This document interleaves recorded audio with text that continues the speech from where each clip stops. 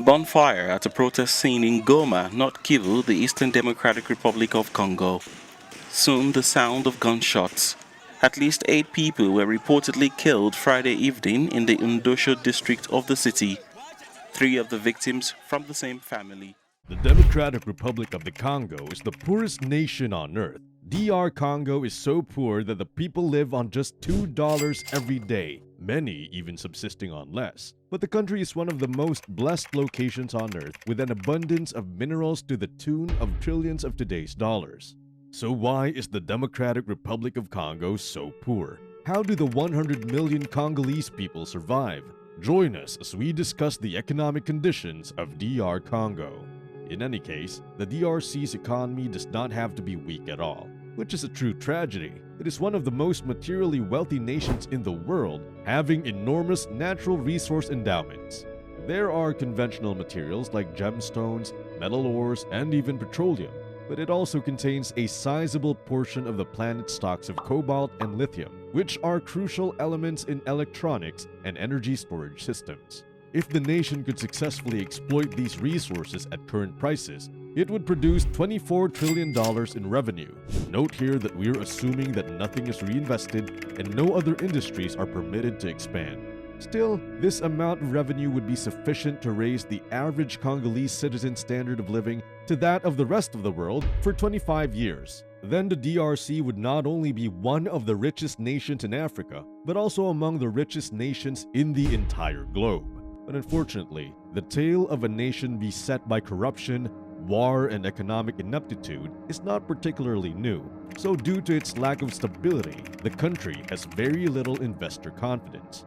Unless the reserves of the DRC can be productively brought to the market, the expansion of these industries will be forced to stop due to the adoption of electric vehicles and the increase of battery energy storage, which will cause the demand for these materials to exceed the world supply this year. So what prevents the Democratic Republic of the Congo from utilizing all these natural resources? Let's take a little trip down memory lane, shall we? Political crises. Following a political standstill, closely watched elections, and a military takeover in 1965, the US-backed President Mobutu took over as the only figurehead of the nation.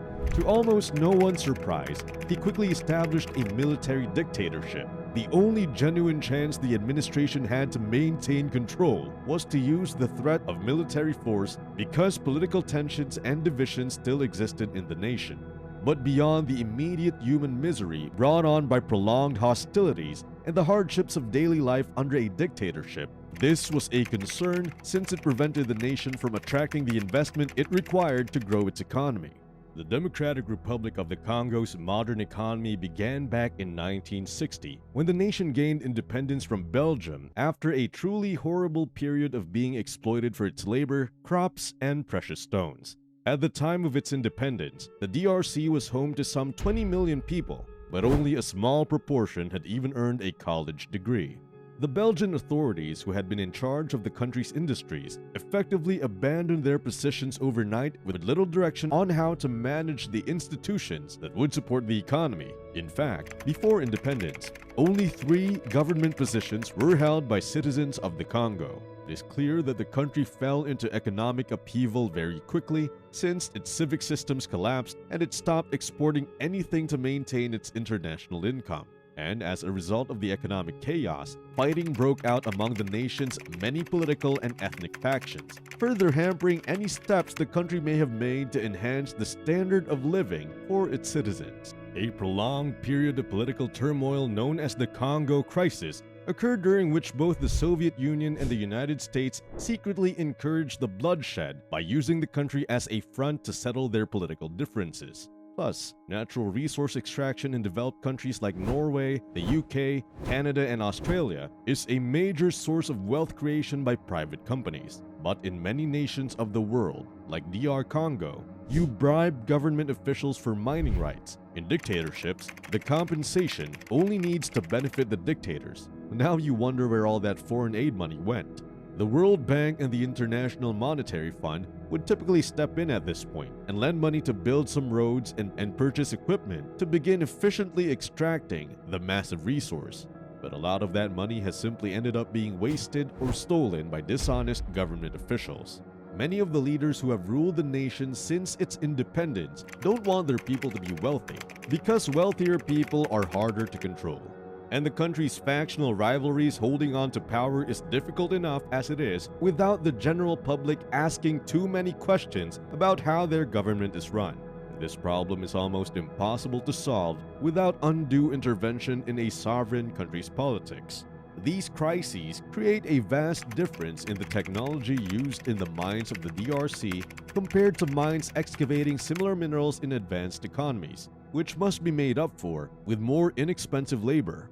Technically, it is true that the average resident of the Democratic Republic of the Congo earns less than $2 per day, or that the country's GDP per capita is 584 according to international standards. However, it doesn't really help anyone grasp the circumstances or financial reality facing the citizens of the nation. Since GDP is a measure of an economy's entire market production, it should, in principle, equal the total worth of all finished goods produced in that economy over the course of a year. Note that an economy will create some items that are not counted in the GDP total. For instance, non-final items will not be included in economists' calculations of GDP, since doing so would result in an excessively inflated perception of the economy's true value.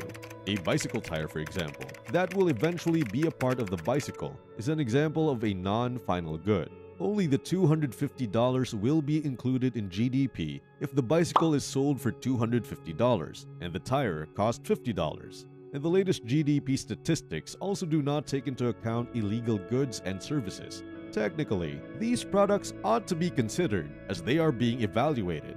But the only reason they aren't included is because it goes without saying that those who participate in criminal activity won't declare their income to the government agency tasked with gathering economic data. Don't fail to consider the sector known as the household industry, which is involved in home manufacturing. It is left out of the GDP calculations despite being significant to developing countries like the DRC. Similar to a carpenter building a dining table for his family, making home repairs, and fixing roof leaks. Although it theoretically adds value, its absence from the market would prevent it from being included in GDP calculations. Purchasing power parity. Obviously, these folks in DR Congo still have it quite tough, and I don't want to minimize how severe poverty may be in these places. But in less developed nations, $2 goes a lot further. Businesses can't charge very much for their goods in a place where everyone is extremely impoverished, which results in a considerably lower overall cost of living. It is unfair to compare $2 in the DRC, where a decent meal can cost less than 50 cents, to $2 in the UK or the US, where you would be lucky to get a good lunch for less than 20 bucks. Economists will adjust this using a concept known as purchasing power parity. The DRC's GDP per capita is actually $1,179 when adjusted for purchasing power parity, meaning that the typical individual actually spends an equivalent of $4 per day, which is an improvement, but not a significant one. So while doing so enables households in excruciatingly impoverished nations like the DRC to care for themselves, it also makes it difficult for people to specialize, which feeds the cycle of poverty. Modern economics is based on the idea that people, businesses, and occasionally even entire nations should concentrate on what they are good at, because if everyone specialized in something and then traded the goods they produced, we would have more resources overall. The home industries that provide employment for the majority of DRC inhabitants also prevents them from specializing in order to amass wealth. Even if better jobs did become available, it would be impossible for the majority of people to survive by specializing in a traditional role when they only make the equivalent of $4 per day. It is simple for economists to say that people should just go out and specialize, but giving up their independence in the hopes that things will be different this time and that economic growth can be sustained for long enough for them to support themselves and their families by taking part in activities that benefit their entire economy is a big ask for the people of a war-torn country that has a long history of violence and mismanagement. This is why the DRC ranks as the world's poorest nation, with a GDP per capita of $584, earning a score of 0 out of 10. If you learned a thing or two today, please leave a like, share, and subscribe to our channel so you don't miss out on any of our videos. See you next time. Bye!